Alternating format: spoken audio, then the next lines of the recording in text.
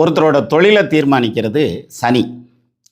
அந்த சனி சந்திரனோட சேர்ந்துருக்குன்னு வச்சுக்கோங்களேன், உணவுப் பொருள் சம்மந்தமான தொழில் பண்ணலாம் அப்படின்னு ஒரு கணக்கு உண்டு இல்லையா?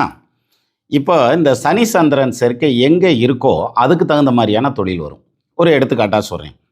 மேஷம் விருச்சகத்தில் சனி சந்திரன் சேர்க்கை இருந்தால் அவங்கள உணவுப் பொருள் சம்மந்தமான வியாபாரம், ரெஸ்டாரண்ட்டு, ஹோட்டலு அந்த மாதிரியான ஐட்டம் நல்லா வரும்.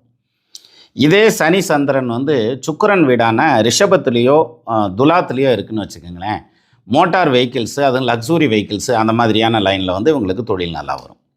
சரி, இதே சனி சந்திரன் புதன் வீட்டில் உட்காந்துருக்கார், மிதுனத்துலேயோ அல்லது கன்னியிலையோ உட்காந்துருக்கார் அப்படின்னா அவங்களுக்கு பேசுகிற தொழில், ஜோசியர், வக்கீல், புரோக்கரு, ஏஜென்ட்டு, கன்சல்டண்ட்டு இந்த மாதிரியான லைன் ஒத்து வரும்.